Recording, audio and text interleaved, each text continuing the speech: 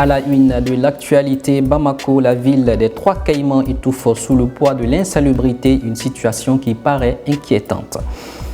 Des informations et fake news envahissent les réseaux sociaux depuis le 9 janvier, date des sanctions imposées à Bamako par la communauté économique des États de l'Afrique de l'Ouest. En Côte d'Ivoire, l'arrestation de 49 soldats ivoiriens à Bamako, le ministre d'État, ministre de la Défense, a reçu les familles de ces soldats. Pour plus de détails dans ce journal. Comme annoncé dans les titres, Bamako est aujourd'hui étouffé sous le poids d'une insalubrité grandissante, surtout dans la commune 6 en cette période hivernale. Le maire de la commune 6 de Bamako appelle à une prise de conscience collective. Écoutons le micro de Aïssata Tiendré-Beogo. Bamako, la vitrine du Mali, autrefois coquette à la différence de certaines grandes villes de la sous-région ouest africaine. Bamako, la capitale du Mali, gère mal ses déchets et est devenue aujourd'hui très insalubre. Les vies, marchés, écoles, trottoirs et caniveaux se sont tous transformés en dépotoirs d'ordures, obstruant ainsi les passages d'eau et provoquant des inondations avec des fortes pluies. Au Mali, nous sommes dans une situation un peu difficile par rapport à l'insalubrité. Moi, je peux parler du cas de Bamako. Parce qu'à Bamako, pratiquement, nous, on n'a pas de dépôt de transit. Donc là où on doit déverser les ordures avant de les amener dans les dépôts finaux, c'est ce qu'on appelle le dépôt de transit. Donc nous avons un problème de dépôt de transit. Surtout en commune 6, nous, on n'en a pas du tout en commune 6. Donc c'est la mairie qui doit faire la précollecte des ordures ménagères, des ménages vers le dépôt de transit. Donc nous, on fait ce travail à travers le GIE, mais en réalité, pour au moins se déverser dans ces dépôts de transit, c'est vraiment un tas de problèmes. C'est la croix et la bannière, parce qu'il n'y en a pas du tout. Avant, il y en avait, dans tous les quartiers tous les quartiers avaient son dépôt de transit, mais aujourd'hui, il n'y en a même pas un seul dépôt pour toute la commune. Nous déversons dans la zone aéroportière qui nous a été aussi interdite par les autorités aéroportières. Donc nous avons vraiment énormément de problèmes si on peut vraiment nous aider à en avoir. Pour lutter contre l'insalubrité, nous, au niveau de la commune 6 du district de Bamako, nous, on fait un plan d'assainissement annuel. Un plan d'assainissement annuel. Chaque année, nous élaborons un plan. Donc, le plan s'articule autour des activités par rapport à l'assainissement. Donc, le début de l'année, on fait le curage des caniveaux et on ramasse les ordures dans les dépôts de transit. Donc, et en mi-année aussi, la moitié de l'année aussi, on fait le même travail. Donc, ce qui fait que nous avons un plan d'assainissement par rapport à l'insalubrité. Oui, parce que quant à l'enlèvement des ordures ménagères, ça se fait régulièrement par les GIE. Les GIE sont au service de la mairie parce qu'il y a un contrat qui lie les GIE à la mairie de la commune 6. Nous avons présentement 31 GIE qui œuvrent dans ce sens, qui ont des contrats avec la mairie. Donc, nous œuvrons aussi dans le cadre du curage des caniveaux. Comme on a dit, dans le cadre de ce plan d'assainissement, nous faisons des curages, donc début et mi-an. Donc, on le fait régulièrement et souvent, on a des difficultés. C'est l'État qui nous vient en aide à travers la direction régionale de l'assainissement de Bamako. Aussi, il y a certaines structures aussi qui nous appuient, qui sont l'AGEROUTE souvent, et puis des autres structures de l'État aussi qui nous appuient par rapport au curage des caniveaux et surtout les grands collectes. Donc, je demande à l'ensemble de la population de la commune 6 et du district de Bamako vraiment d'adhérer au GIE, parce que seul les GIE peuvent nous amener vraiment à nous assainir. Donc les GIE, ils transportent les ordures des ménages vers le dépôt de transit, même si on n'en a pas. Les dépôts de transit qui sont anarchiques, là où on déverse, vraiment les GIE font de leur mieux pour au moins enlever les ordures. Donc on ne peut vraiment être assaini que par ces GIE-là, parce que les pousse-pousse auxquels souvent on donne des déchets et ils déversent dans des endroits un peu inappropriés. Donc s'il y a pluie, également s'il pleut, donc ces mêmes ordures viennent boucher les caniveaux. Donc cela peut engendrer des inondations et des risques d'inondation. Donc je demande à tout le monde vraiment d'adhérer au GIE et de faire en sorte que personne ne puisse construire également dans les lits des marigots et des rivières. Voilà, cela va de notre salut et de notre sécurité, quoi. Merci. Dans le cadre de la crise au Mali, des informations et fake news envahissent les réseaux sociaux. En effet, depuis les sanctions imposées par la CEDEAO, des propos calomnieux prolifèrent sur Internet, source de désinformation publique. Valérien Dako et Moussa Samaki. Cependant, selon les auteurs de l'information, pour mettre fin à cette pratique, il faut l'application stricte de la déontologie du journalisme, tout en tenant compte des règles de base du métier. Cette pratique ne date pas d'aujourd'hui. De nos jours, elle se fait sentir un peu partout dans tous nos médias, télévision, radio, presse écrite, presse en ligne, ainsi que sur tous les réseaux. Au Mali, les fake news prennent de plus en plus de l'ampleur et sont souvent source de conflits et de mésententes entre les personnes. Pour les professionnels du métier, les journalistes se doivent toujours de vérifier l'authenticité des faits en amont afin d'éviter de perdre sa crédibilité. La fake news, c'est des informations fausses, c'est des fausses informations qui ont tendance à manipuler l'opinion ou bien qui ont tendance à tromper l'opinion publique sur une situation bien déterminée. Le rôle du journaliste, c'est d'abord de faire la vérification. Toutes les informations qu'on voit circuler sur les réseaux sociaux, sur les médias, on doit les prendre à pincette et vérifier d'abord la véracité de l'information. Toutes les informations qui n'ont pas de sources fiables, citables, ne sont pas des bonnes informations à diffuser. Donc le rôle des journalistes aujourd'hui, parce qu'on a tendance à dire aujourd'hui que les journalistes ne font plus la diffusion des informations, mais ils font beaucoup plus la vérification des faits. Aujourd'hui, on est beaucoup plus dans la vérification des faits que la diffusion des informations. Donc toutes les informations qui circulent, même simple bonjour, même des trucs comme ça, on doit vérifier d'abord est-ce que la personne qui a diffusé cette information, elle est vraie. Est-ce que c'est une source fiable? Est-ce que c'est une source citable? Toutes les informations qui n'ont pas de source fiable et citable, on doit vraiment se méfier dedans. Comme le journaliste, on a tendance à dire, on a tout le temps dit que le journaliste doit protéger toujours sa source. Même devant la justice, on ne doit pas citer sa source. Mais pour connaître le vrai du faux, il faut avoir une bonne source. Le journaliste, tant que tu n'as pas de source, quand on te demande tout simplement, tu ne sais pas d'où vient l'information.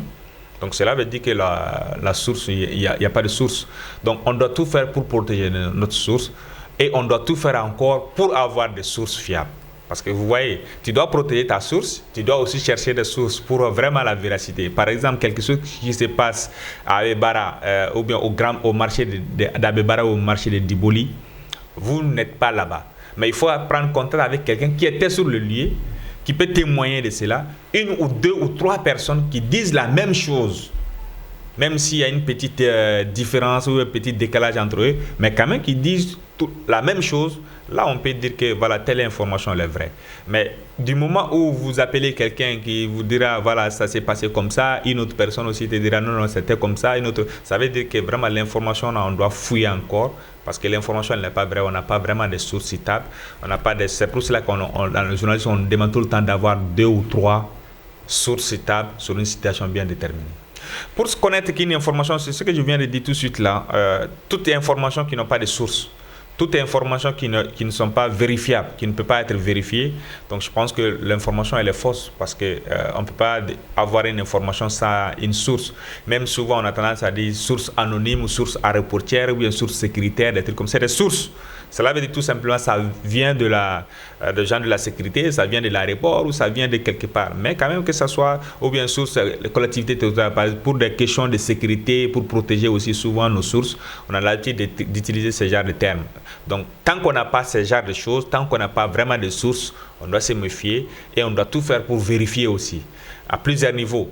Que ce soit des images, que ce soit des vidéos, que ce soit des écrits, de vérifier à plusieurs niveaux pour qu'on puisse avoir la véracité de l'information. Donc j'insiste là-dessus, toute information qui n'a pas des infos, c'est-à-dire des sources on doit se méfier dedans. Les stratégies que nous utilisons, comme vous le savez, c'est le plus facile, c'est Google Recherche inversée, qu'on utilise beaucoup plus pour vérifier si c'est des images, pour vérifier est-ce que l'image a été prise à quel moment, à quelles circonstances, vérifier cela. Et ensuite aussi des écrits aussi, on a tendance à aussi avoir quelque chose, je vais vous donner un exemple, quand on était dans M5, je crois que c'était au mois de juillet. Après la manifestation, les manifestants ont décidé de dormir sur la place de l'Indépendance. Le lendemain, on a vu que les gens ont partagé les photos de condoms protecteurs, etc. Manani. Voilà, on a vu ça partout en disant que non, les gens ont utilisé sur la place de l'Indépendance. Mais on a vérifié, on a vu que vraiment ce n'était pas du Mali même. C'était ailleurs. À même temps, c'était des anciennes photos qui étaient sur les Google, etc., qui ont été utilisés dans d'autres cadres que celui du Mali. Donc je pense que ce genre de choses, on doit toujours vérifier et avoir la source avant de diffuser quoi que ce soit. Un dernier mot, c'est de faire très attention à tout ce qu'on partage sur les réseaux sociaux, parce qu'aujourd'hui, les fake news sont devenus vraiment, je ne sais pas comment dire, ont pris l'ascension des choses et ont pris vraiment l'ampleur de plus en plus parce que les réseaux sociaux sont inondés, que ce soit les politiques, que ce soit les gouvernants, que ce soit d'autres personnes, parce que comme je le dis, la définition même de la fake news, c'est vraiment de manipuler et de tromper l'opinion. Donc tout ce qui peut tromper, tout ce qui peut manipuler l'opinion, c'est de bonne guerre pour eux. Donc on doit tout faire pour vérifier la véracité avant de diffuser. Ce tour de l'actualité nous amène à présent à la page internationale, plus précisément en Côte d'Ivoire. À la suite de l'arrestation des 49 soldats ivoiriens sur le territoire malien, le ministre de l'État, ministre de la Défense ivoirienne, a reçu ce mercredi 3 août 2022 les familles respectives de ces soldats. Suivons les commentaires de Awa Traoré. Soldats ivoiriens détenus à Bamako, le ministre de la Défense a reçu les familles. Téné Birahima Ouattara, le ministre ivoirien de la Défense, a réuni ce mercredi à Abidjan les familles des 49 soldats ivoiriens détenus au Mali depuis plus de 3 semaines. Ils sont accusés par Bamako d'être des mercenaires, mais selon les autorités ivoiriennes, ils allaient rejoindre la force onusienne au Mali. Des mères, des pères, des épouses, des enfants, les familles des 49 soldats militaires étaient donc représentées en nombre par leurs familles à l'état-major des armées. Après avoir été déjà reçus dès les premiers jours de l'arrestation de leurs enfants et parents en mission au Mali par le chef d'état-major des armées de Côte d'Ivoire, les familles des 49 soldats ont été à nouveau reçues à la demande du président de la République, Alassane Ouattara, par le ministre Téné Birahima Ouattara le mercredi 3 août 2022. À présent au Congo, où le gouvernement congolais demande le départ de Mathias Gilman, porte-parole de la MONUSCO, jugé responsable des violentes manifestations qui ont éclaté la semaine dernière. Nafissatou Berté. La RDC demande l'expulsion du porte-parole de la mission de l'ONU. Le gouvernement congolais a demandé aux Nations Unies le départ dans un bref délai de son porte-parole en République démocratique du Congo. Si la MONUSCO estime qu'elle n'est pas en mesure de remplir ses missions, c'est son droit. Mais le clamer sur la place publique, il faut reconnaître que c'est maladroit. Et aller jusqu'à dire que les FARDC ne sont pas en fait, c'est ça le fond, en position, en capacité de remplir leur mission.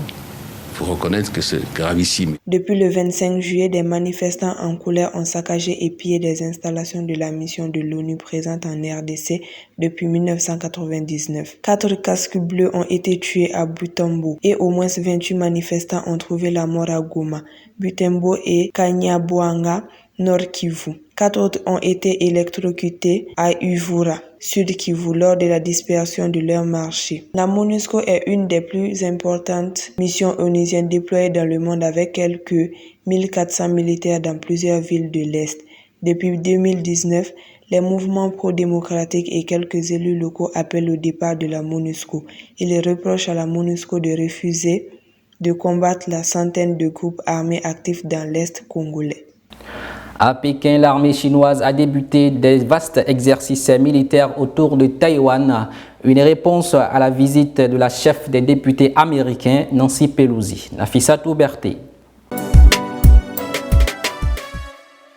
Pékin lance de vastes exercices militaires. Taïwan s'est dit s'est préparé à la guerre sans la chercher. L'armée chinoise a débuté jeudi des exercices militaires autour de Taïwan en réponse à la visite de Nancy Pelosi sur l'île. Si l'ONU commande cette réaction agressive, Taïwan s'est dit prêt à la guerre sans chercher la guerre. Les plus importantes manœuvres militaires de son histoire autour de Taïwan, une réponse musclée à la visite de la chef des députés américaine Nancy Pelosi sur l'île. Selon le ministère de la Défense taïwanais, Pékin aurait notamment tiré à de multiples reprises des missiles balistiques dans les zones environnantes.